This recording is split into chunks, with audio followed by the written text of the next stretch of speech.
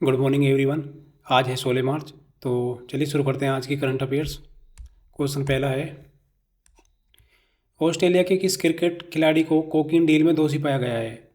Australia के एक खिलाड़ी हैं, स्पिनर हैं, बॉलर हैं, ये जो आप देख रहे हैं यहाँ पे, ये कोकीन डील में दोषी पाए गए हैं। तो इसका नाम क्या है? इसका नाम है option C, Stuart McGill.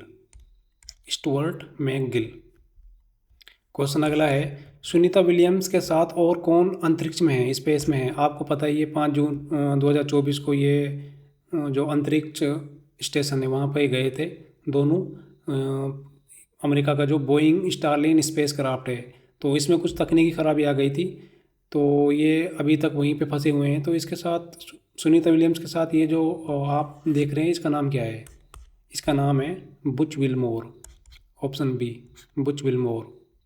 Question अगला है, फरवरी 2025 का player of the month award जीतकर रिकॉर्ड बनाने वाले क्रिकेटर कौन से हैं? रिकॉर्ड मतलब इसने 3 बार ये रिकॉर्ड बना दिया है, प्लेयर ऑफ द मंथ 3 बार रह चुके हैं ये। तो इसका नाम है ऑप्शन बी, शुभमन गिल। शुभमन गिल। इसने किसका रिकॉर्ड तोड़ा है वैसे? इसने तोड़ा जसप्रीत बुमराह का रिकॉर्ड। जसप्रीत बुमराह। अगला क्वेश्चन है, हाल ही में वेव्स 2025, वेव्स यानी world audio visual entertainment summit पहल के तहत कंटेंट क्रिएटर्स यानी जो यूट्यूब पे, इंस्टाग्राम पे रील पोस्ट बनाते हैं और वेबसाइट पे ब्लॉग बनाते हैं, उनके लिए कितने अरब डॉलर का फंड घोषित किया है? तो ये फंड घोषित किया है जो केंद्रीय सूचना एवं प्रसारण मंत्री हैं अश्विनी वैष्णव, 1 अरब डॉलर, यानी 1 अरब डॉलर इंडियन रुपीज़ में बात करें तो 83,000 करोड़ रुपए। 83,000 करोड़ रुपए। अब जैसे ये संस्थान होते हैं IIT, IIM, तो इनकी ही तरह एक और संस्थान बनाए जाएंगे। अब बनाए जाएंगे IICT यानी institute of creativity and technology, जिसमें इसके बारे में जो कंटेंट क्रिएटर्स का जो नॉलेज है वो दिया जाएगा। ठीक है, तो इसका जो पहला जो संस्थान है वो बनेगा मुंबई में, जिसके लिए बजट दिया है 379 करोड़। ठीक है। क्वेश्चन अगला है, हाल ही में यूपी वाराणसी में अत्याधुनिक मल्टी मॉडल लॉजिस्टिक पार्क यानी MMLP विकसित करने के लिए किन 2 संगठनों ने समझौता किया है? तो इसको बना रहे हैं, एक तो है national highway logistic management limited यानी NHLML, और दूसरा है inland waterway authority of India यानी IWAI।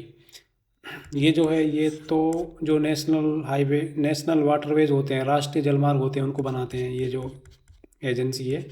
और ये NHLML ये आती है, national highway authority of India के तहत आती है, ये उसकी सहायक कंपनी है। ठीक है, तो ये बनाती हैं, जैसे ये बनाती हैं लॉजिस्टिक पार्क या फिर हाईवे के पास में जो वेयर हाउस होते हैं उनका निर्माण करती हैं ये।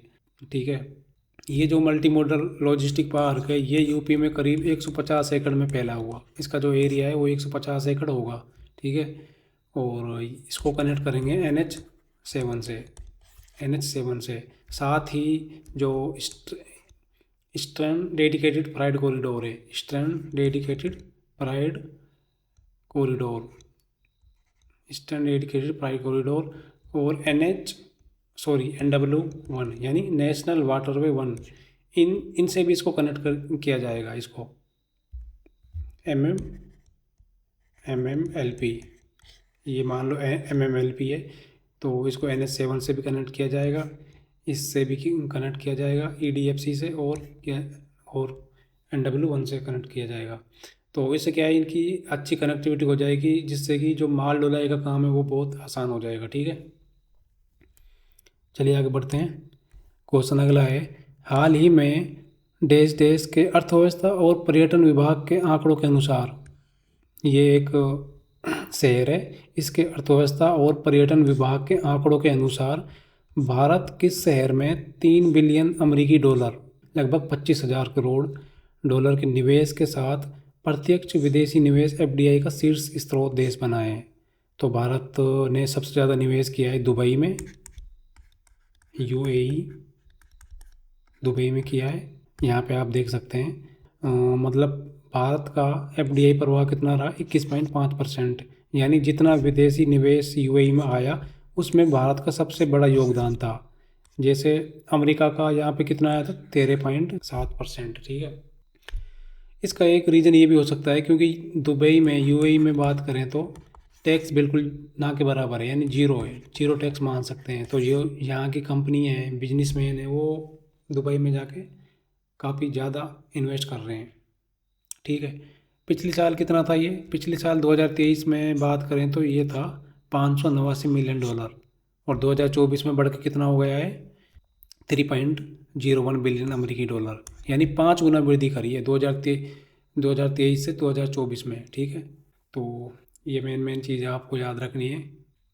क्वेश्चन अगला है, 2024 में भारत में कार्बन तटस्थता, कार्बन न्यूट्रलिटी हासिल करने वाली कंपनी कौन सी बनी है? तो भारत की कंपनी है ये जिन्होंने कार्बन तटस्थता हासिल करी है। इसका नाम है option B, Rentokil Initial Hygiene. Rentokil Initial Hygiene. Question अगला है, ASQ यानी एयर सर्विस क्वालिटी अवार्ड 2024 में लगातार 8वें साल एशिया प्रशांत में सर्वश्रेष्ठ हवाई अड्डे का पुरस्कार किसे मिला है? ये मिला है ऑप्शन बी, छत्रपति शिवाजी महाराज अंतर्राष्ट्रीय हवाई अड्डा, जो कि मुंबई में है, मुंबई। इसको लगातार 8वीं बार ये अवार्ड मिला है। ठीक है, air service quality award, air service quality award. ठीक है। क्वेश्चन अगला है, IBA यानी इंडियन बैंक एसोसिएशन का नया प्रमुख कार्यकारी अधिकारी CEO यानी चीफ एग्जीक्यूटिव ऑफिसर किसे नियुक्त किया गया है? तो IBA का CEO बनाया अतुल कुमार गोयल को। अतुल कुमार गोयल को। ये पहले PNB जो बैंक है इसमें MD और CEO थे। ठीक है, MD एंड CEO। तो अब इसको बना दिया है IBA का CEO। ये किसको रिप्लेस करेंगे वैसे IBA में? ये रिप्लेस करेंगे सुनील मेहता को, सुनील मेहता। ठीक है। क्वेश्चन अगला है, रूस ने यूक्रेन से किस कब्जे को छुड़ाने का दावा किया है? तो यहाँ पे आप देख सकते हैं ये यूक्रेन है, यूक्रेन की राजधानी है कीव, ये रूस है, रूस की राजधानी मॉस्को। तो इन दोनों की बॉर्डर पर एक ये क्षेत्र आता है कुर्स्क। तो रूस ने यूक्रेन से इस कुर्स्क को छुड़ाने का दावा किया है। ठीक है, तो इसका ऑप्शन हो जाएगा ए, कुर्क। क्वेश्चन अगला है, किस राज्य ने रुपए का सिंबल की जगह दूसरी भाषा के चिन्ह का इस्तेमाल किया है? यानी जो इंडियन रुपीस की करेंसी है अपन डिनोट करते हैं इससे, इसको चेंज करके दूसरा एक चिन्ह है ये वाला, इसमें ये वाला जो सिंबल है ये यूज़ किया है। तो ये किया है तमिलनाडु की सरकार ने। तमिलनाडु के चीफ मिनिस्टर हैं MK स्टालिन। इन्होंने अपने जो बजट लोगो था उसमें ये वाला जो सिंबल है इसको ड्रॉ किया है। ठीक है, तो इसका अर्थ होता है रो, RU, रो। ठीक है। क्वेश्चन अगला है, सार्वजनिक क्षेत्र के शासन और क्षमता निर्माण को बढ़ावा देने के लिए हाल ही में किन दो संस्थानों ने समझौता ज्ञापन पर हस्ताक्षर किए हैं? तो ये दोनों हैं ASCI यानी भारतीय प्रशासनिक स्टाफ कॉलेज, और NSG यानी राष्ट्रीय सरकारी स्कूल। ये क्या है? दक्षिण अफ्रीका में है, दक्षिण अफ्रीका यानी साउथ अफ्रीका, और ये है हैदराबाद में। ठीक है, तो इन दोनों ने समझौता किया है सार्वजनिक क्षेत्र के शासन और क्षमता निर्माण को बढ़ावा देने के लिए। क्वेश्चन अगला है, SAIPL यानी शक्ति एयरक्राफ्ट इंडस्ट्री प्राइवेट लिमिटेड और ACI यानी एरो क्लब ऑफ इंडिया ने किस ट्रेनर एयरक्राफ्ट को बनाने के लिए साझेदारी की है? तो ये जो दोनों कंपनी हैं ये बनाती हैं एयरक्राफ्ट। तो ये बनाएंगी डायमंड DA-40 NG यानी next generation. Diamond option C हो जाएगा इसका सही answer, Diamond DA-40 NG next generation.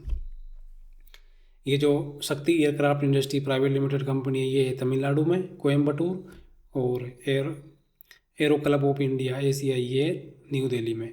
तो ये लगभग 200 डायमंड DA-40 एयरक्राफ्ट बनाएंगे भारत सरकार के लिए। ठीक है। क्वेश्चन अगला है, भारतीय वायुसेना यानी इंडियन एयरफोर्स ने मार्च 2025 में किस झील पर युद्ध प्रशिक्षण आयोजित किया? तो ये किया इन्होंने उमियम झील में। ये कहाँ पर है? मेघालय की जो राजधानी है शिलोंग में, उमियम झील। यहाँ पे इन्होंने काफ़ी ऑपरेशन किए, जैसे पैराशूट जंप हो गया और चलते हुए हेलीकॉप्टर से जंप लगाना पानी में। ये जो झील है यहाँ पे आप देख सकते हैं, ये पैराशूट के थ्रू चलते हुए हेलीकॉप्टर से जंप लगाए गए इसमें। तो काफ़ी एक्टिविटी यहाँ पे की गई। तो थैंक यू सो मच, ये था आज का वीडियो। मिलते हैं कल की वीडियो में।